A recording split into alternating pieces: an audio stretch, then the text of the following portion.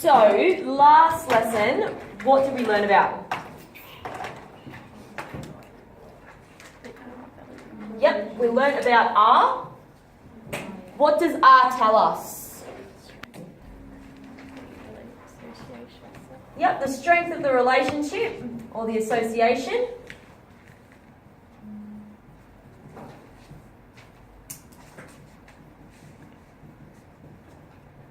So it tells us how good the relationship is between the two variables on the scatter plot. What is the actual name of R? Yep, good. Correlation coefficient.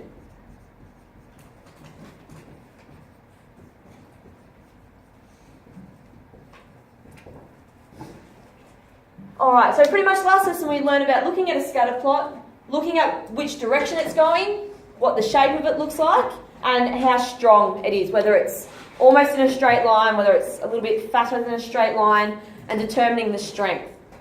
What values can we get for an R? What can they be between? Yep, good. So they're going to be between -1 and 1. What's stronger, 1 or -1?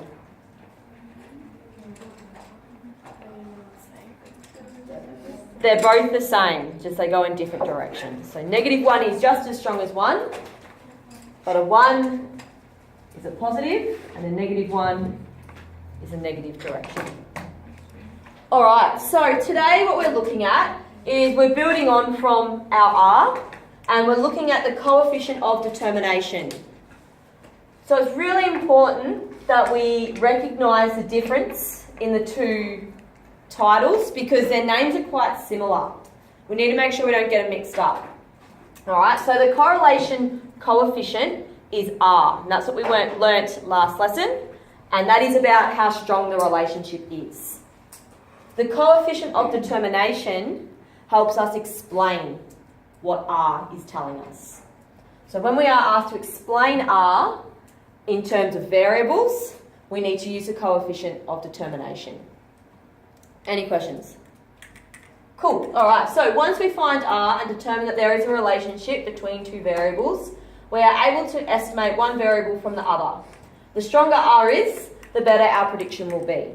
So obviously if our data is in a really straight line, it's going to be, when we're predicting data, it's going to be much closer to what actual data we might have. If it's a bit weaker, so if we've got a scatter plot, we've got a line and our data is sort of all around our line, our prediction will always be on the line, but compared to what our actual data is, it may not be as accurate.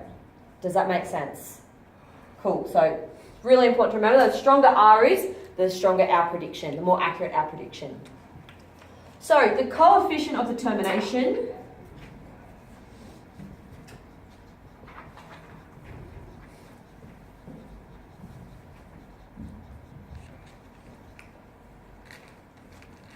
tells us the degree to which one variable can be predicted from the other, and is also known as R squared. So we talk about R and R squared. R is our correlation coefficient. R squared is our coefficient of determination. And pretty simple, once we have an R value, to find the R square value, we're just going to square R. And that's pretty much all we need to do. So, what else we got? Cool. Alright, so I've got a bit of an example. Any questions so far? All good? Alright, so I've got a bit of an example. Oops, not too far. Okay. So our example is a relationship between height and weight was found to have an R value of 0.64. What is the coefficient of determination? So to find our coefficient of determination, we square it on the calculator. Yep, have a go. Put calculator out, have a go.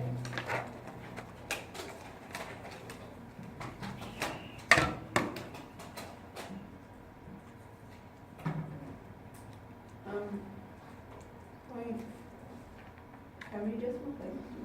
Put the whole, or put 4 up. 0.496. Yep. And so then what does this mean? So this is our coefficient of determination. What does this mean? We then have to turn this into a percentage. So to turn this into a percentage, we multiply by 100.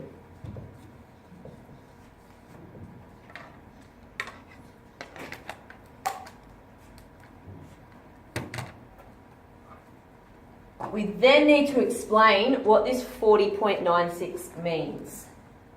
And this little phrase up here will help us explain what it means. So what we're talking about is, we're talking about the coefficient of determination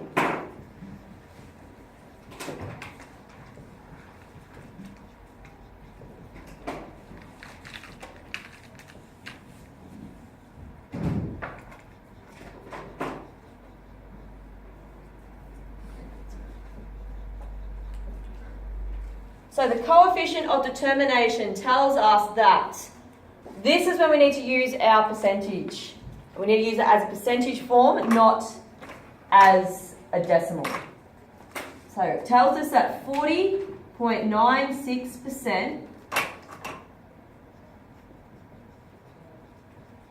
of the variation in, we're going to put our response variable in there. So out of height and weight, what is our response variable?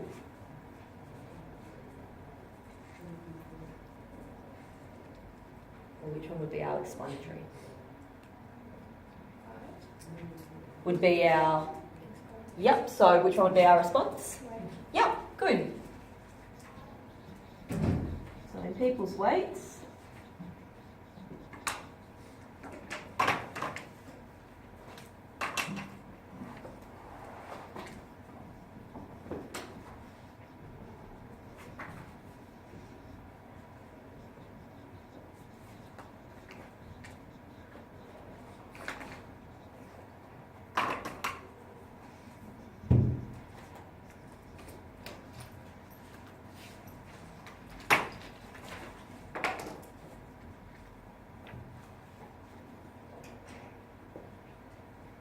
Did you mean to write weight twice? Does that say height? no, that says height, sorry. Sorry, No. my writing is terrible.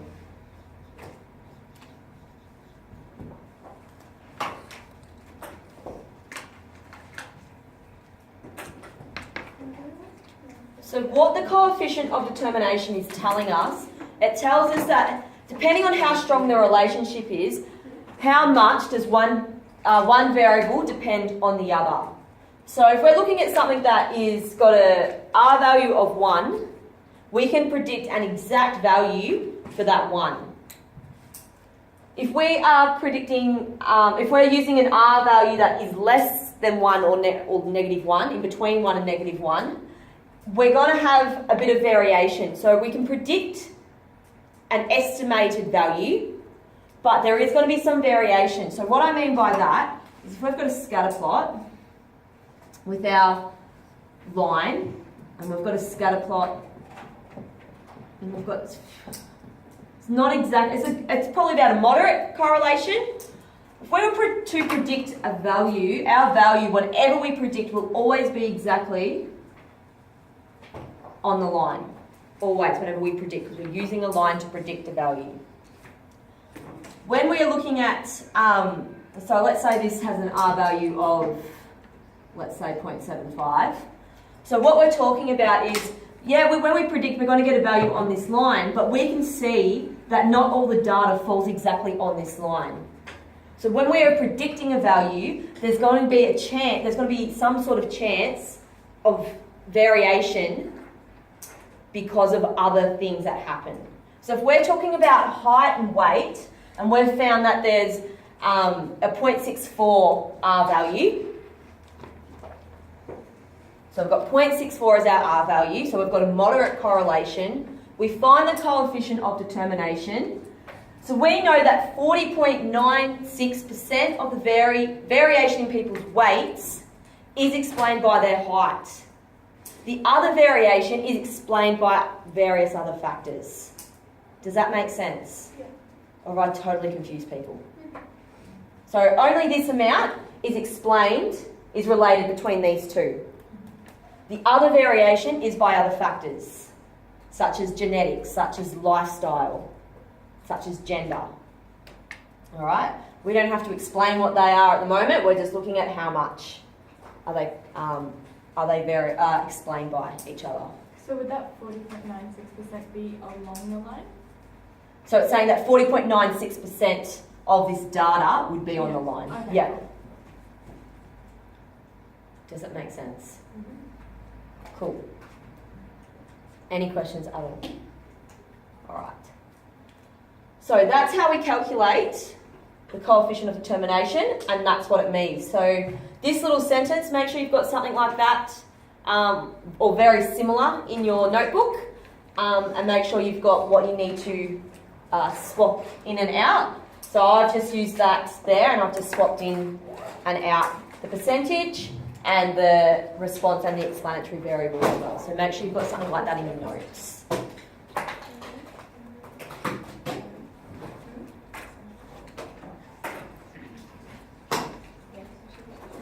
Okay, so the next thing we're doing is we've been given the coefficient of determination, and now we need to try and work out what the R value is. So we've been given R squared, what is the R value?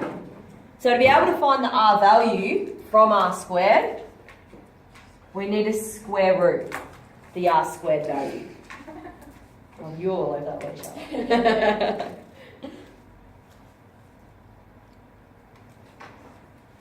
Okay, so for this example, we've got the coefficient of determination for the scatter plot shown opposite is equal to 0.5201. So find the value of the correlation coefficient. So remember, this value is already squared, so we don't need to square it. We're trying to unsquare it. So put that into your calculator. What do we get?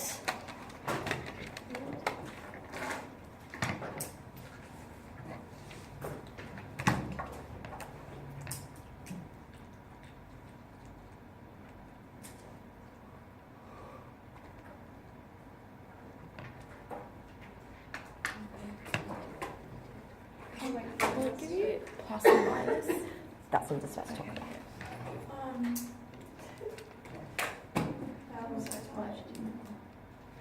Just give us the first two. That'll be fine. Yeah.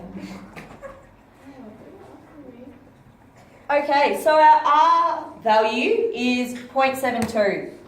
So what type of correlation is that? Strong.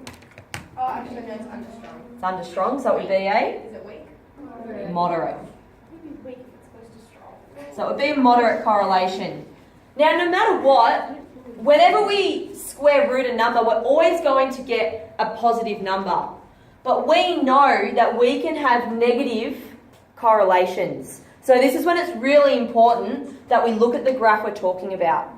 So we need to look at this graph, and what direction is this graph going in?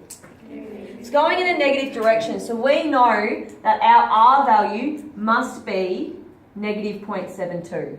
Our calculator will never give us a negative number, because if we square a negative number, it's going to come up as a positive number. So we have to look at the graph to see whether we've got a positive or a negative correlation. So our answer will always be in a positive number. Does that make sense? So you need to look at the graph yourself. Yes.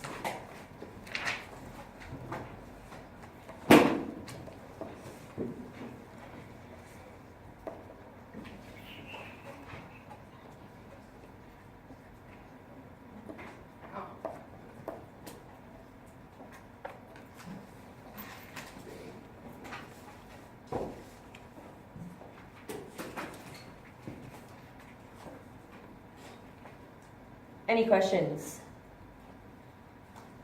All right, we'll move on to the last bit. Sorry. Yeah, no, that's okay.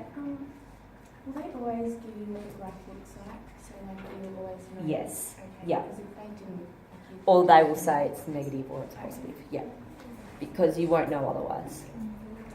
Can you do plus and minus? So is that?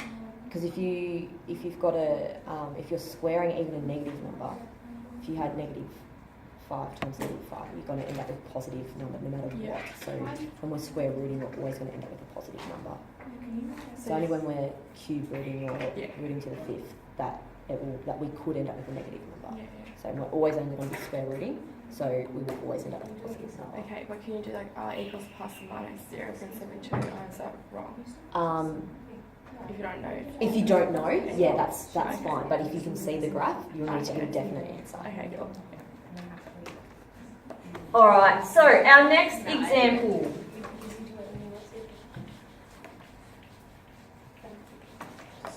Okay, so our next example, we've got scores on tests of verbal and mathematical ability are linearly related, with the R value being 0.275, and it's positive. All right, so determine the value of the coefficient of determination, write it in percentage terms, and interpret. And in this relationship, verbal ability is the explanatory variable. So if we're given something like this, we will usually get a statement saying which one the explanatory variable is, which is really important when we go to interpret it. All right, so let's have a go at finding our R squared. Have a go.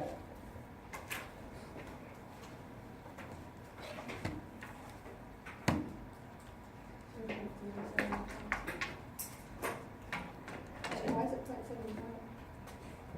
Hey? Is it 0.275? Yes. 0.275. Did you square 0.275? Oh, I thought you were at 0.75. Oh, no, that was for okay, sorry. that there.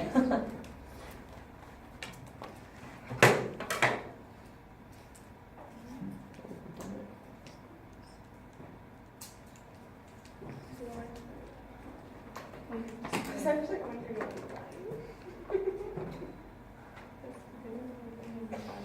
Okay, how did we go? 0.075. Yep. 75. All right, what's our next step? Yep, times it by 100.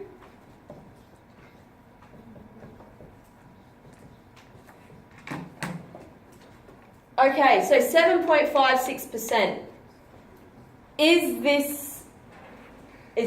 Are these two things really good to be explaining each other by? If we get 7%, pretty much. No, it's really, really low. We're only saying 7% of the test scores are relying on each other, which is not much at all. So, explain it. So we're using the same phrase as before. So using our percent. Only 7.56%. Of the variation in our response variable.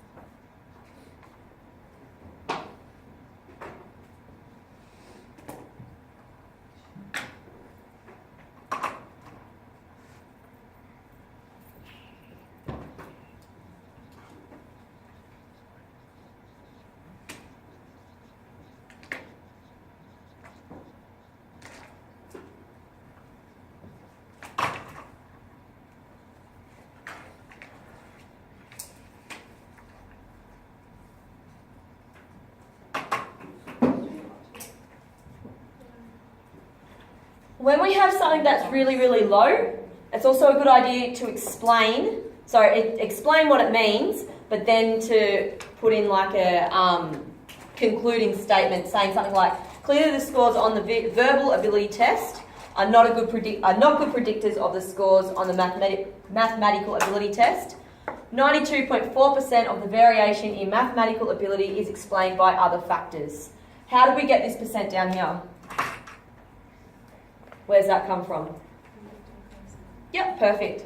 So to get this one, we've just gone 100, take away the percent that we have. So 92.4% is explained by other factors. Where would you stop it? Like how? don't know how to explain it, but like, what percentage would you? Yeah, do you get? Yeah, I do get what you mean. I would say anything probably under 30. Yeah. What do you mean?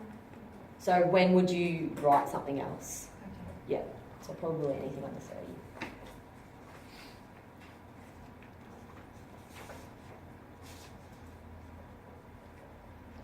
Any questions?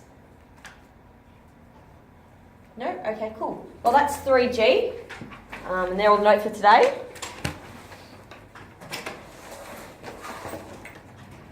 So it's really important that when you're doing these questions that you practice writing good sentences to explain your answer, because there will be a lot of marks on that in your SAC and your exam.